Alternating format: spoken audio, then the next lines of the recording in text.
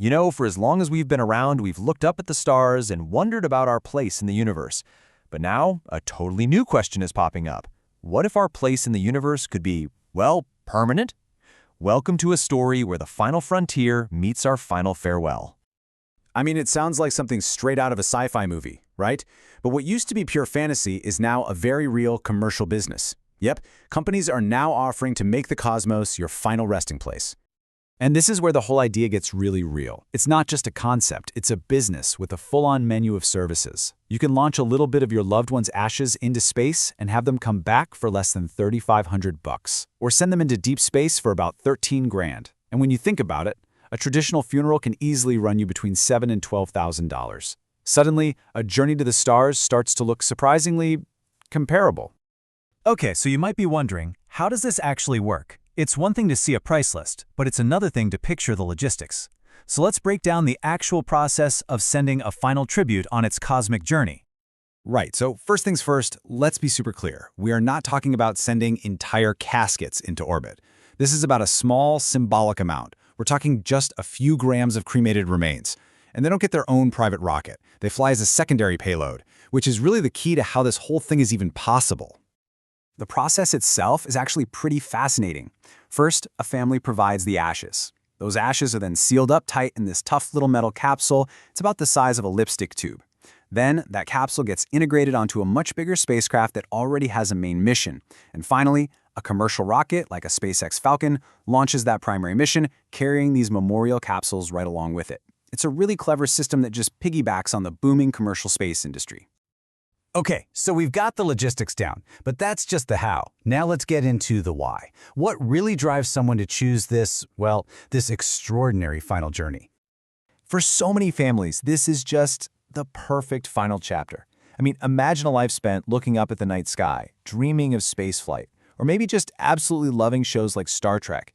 A space burial becomes the ultimate tribute. It's a celebration of a lifelong passion. In fact, the creator of Star Trek himself, Gene Roddenberry, was one of the very first people to have his ashes flown in space. What's so incredible is that this completely changes the idea of a final resting place. It's not some static spot on Earth anymore. It's a dynamic journey. Families can literally track their loved one's orbit online, a journey that can go on for years, sometimes even centuries.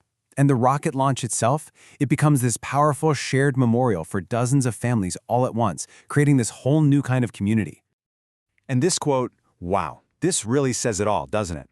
It just captures the deep comfort that families feel. That connection isn't gone. It's just transformed. Instead of visiting a gravesite, they can just look up at the night sky and feel like their loved one is, in a way, all around them. Okay, but this is where the story takes a sharp turn. Because what one person sees as a beautiful poetic tribute, another person can see as a profound and incredibly painful violation. And here it is. This statement from the president of the Navajo Nation just lays the conflict bare. It reveals a completely different worldview, one where the moon isn't just a destination or some dead rock. It's a sacred being. See, in these traditions, the moon is part of a divine natural order. It's essential for their cosmology, their ceremonies, their calendar. It's not a metaphor for a relative, it is a relative, a living part of their spiritual universe. So from that perspective, putting human remains there isn't a memorial. It's a deeply disrespectful act of sacrilege, like contaminating a church or a sacred burial ground. And if you think this is a new debate, well, it's not. This has all happened before. Back in 1998, when NASA sent astronomer Gene Shoemaker's ashes to the moon, the Navajo Nation raised the exact same objections. NASA actually apologized and promised they would consult with them in the future. But then, fast forward to 2024, and a private mission planned a similar payload. That consultation, it didn't happen, reopening a really painful old wound. So this cultural clash over the moon's sanctity isn't just about burials anymore. It forces us to zoom out and ask some huge, really complicated questions about law, about ownership, and about what our collective future in space is actually going to look like. And that brings us to this major tug-of-war in space law. You've got the original Outer Space Treaty from way back in 1967, which basically said space is the province of all mankind. It belongs to everyone and no one. But now, you have more recent agreements like the Artemis Accords, which are pushing to allow for the commercial use of resources on celestial bodies. So, Which is it? Is space a shared commons for all of us, or is it the next frontier for private business? And this is where this idea of third-party colonialism comes in. It's a tricky concept, but here's the gist. When governments license private companies for missions, they can sort of enable actions that they themselves might be restricted from doing. You can think of historical examples on Earth where chartered companies claim lands and resources under a national flag.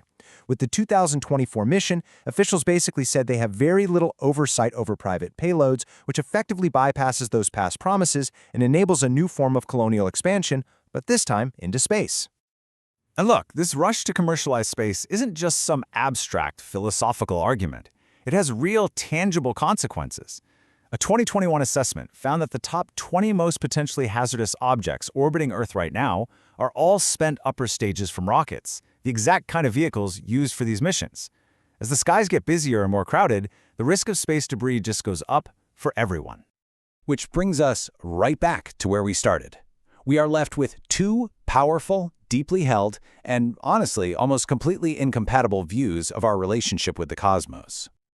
So it all boils down to this. On one side, a space burial is a personal dream. It's a beautiful, modern act of remembrance that honors a life of adventure. On the other side, it's a sacred violation, an act of spiritual harm that continues a long and painful history of colonial expansion. It is a fundamental clash between individual liberty and a community's spiritual heritage. Ultimately, all of this leaves us with one critical question.